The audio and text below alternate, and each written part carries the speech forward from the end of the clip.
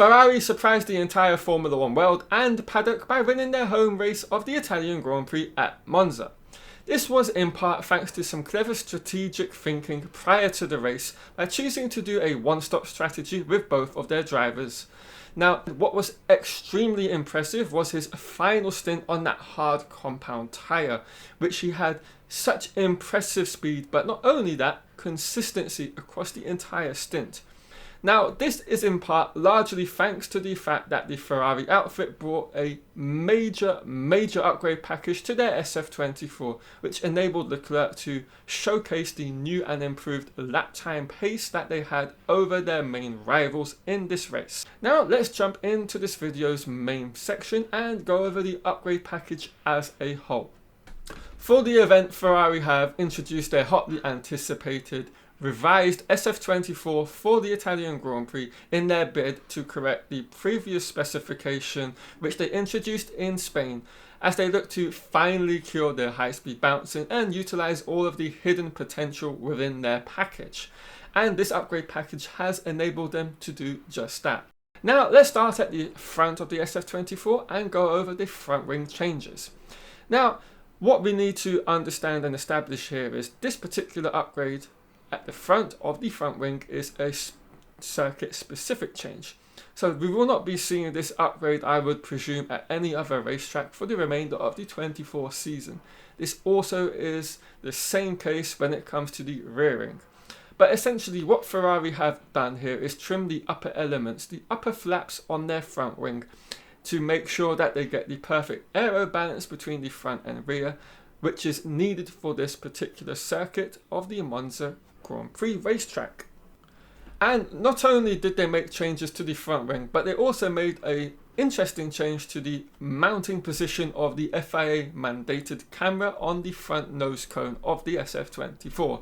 Now, as you can see with the comparison pictures on the screen right now, what they have done is lowered the mounting point of the camera. Now, this change has been all about the optimization between the front wing upwash and the front suspension leg mounting positions. This improves the quality of the flow of the air downstream with regards to all of the other changes which they've made to the SF-24 for this season. But before we jump into the major upgrade package, I am trying to reach the 10,000 subscriber mark by the end of the 2024 season. That is my goal, my target, which I would really love to achieve. So if you've enjoyed the video thus far and also want to be in with the latest kind of secrets within the world of Formula 1, such as the Mercedes' upgraded front suspension in Austria, which I covered a whole 2 weeks before the Formula 1 official channel did, subscribe to the channel now. And of course, now we come to the most important part of the major upgrade Ferrari have introduced in Monza, which is of course the brand new floor, possible Venturi tunnels, the sidepods, the engine cover, Coke bottle region, and of course the diffuser. All of these particular areas on the SF-24 are very important when it comes to the amount of performance that you can extract, as well as the balance and general ride that you get out of the car for both Sainz and Leclerc.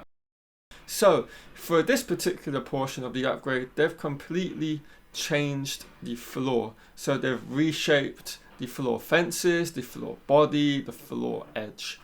And the name of the game with regards to all these particular upgrades is all about flow conditioning. And this is not a event specific upgrade, this is purely performance related. So this will stay on the car for the remainder of the season.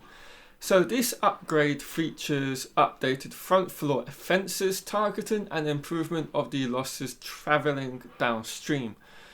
The reshaped boat and tunnel expansion have been subsequently re-optimized together with the floor edge loading and vortex shredding into the diffuser, which also receives the benefit of the deeper undercut.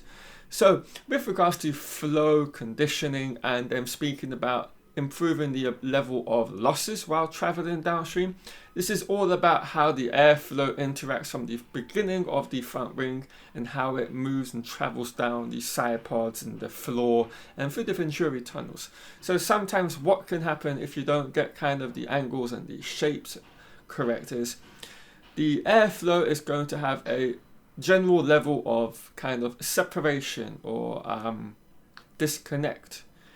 And then this isn't going to enable you to have the most performance out of the Formula One vehicle. So this is all about making sure all the airflow is staying and is being directed in as clean a way as possible to generate as much downforce and load without incurring the bouncing that the previous spec of SF-24 incurred.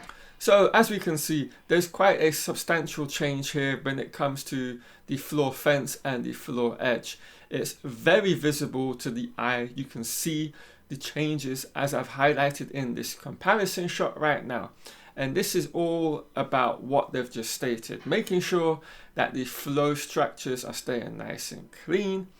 And this should theoretically, and it seems like it has, as I heard no mention of it during the weekend, the bouncing issue through high-speed corners. That seems to have absolutely vanished, which is fantastic for the team. They also introduced a completely different revision with regards to the stays on the floor edge as well. So these look a lot thicker, but with a lot less in terms of the number of them on the floor edge. And there's also a brand new floor cutout in plain view.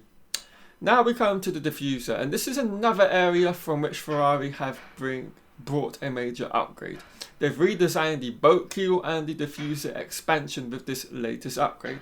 So this is all about making sure what they've been doing further upstream is having the desired effect towards the back of the car.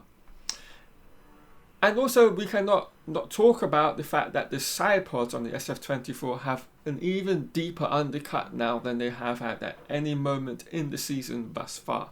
And this will be the case now for the remainder of the season, since this is the final major upgrade package for 2024. So any performance that comes from here on out is going to have to be derived and brought about with the complete optimization of this package, as I'm sure they haven't had the amount of data and time to fully optimize it to get the most out of this current package, since it's only been one race. And finally, we have to talk about the rear wing. Now this was much more of a circuit specific upgrade. This is not something they're going to be running at, say, Singapore, when you need a lot more downforce and drag is no issue in terms of it being a penalty. And with this whole major upgrade package, this enabled Ferrari to do a one-stop strategy, which their leading contenders around them during the Italian Grand Prix race did not manage to do or didn't choose to do. And we saw from the lap times, as I stated at the beginning of the video, an extremely impressive final stint from Charles Leclerc on the hard compound tyre, where his lap times all throughout the stint were extremely impressive. The amount of difference in fluctuation between the lap times was literally non-existent, and this proved this car now is in a fantastic position with regards to race pace, much like the McLaren. But having said all of that, what's the bigger picture for the Ferrari outfit as we head into the final 8 or 7 races of the 2024 season? Do they have a chance at the Constructors' Championship?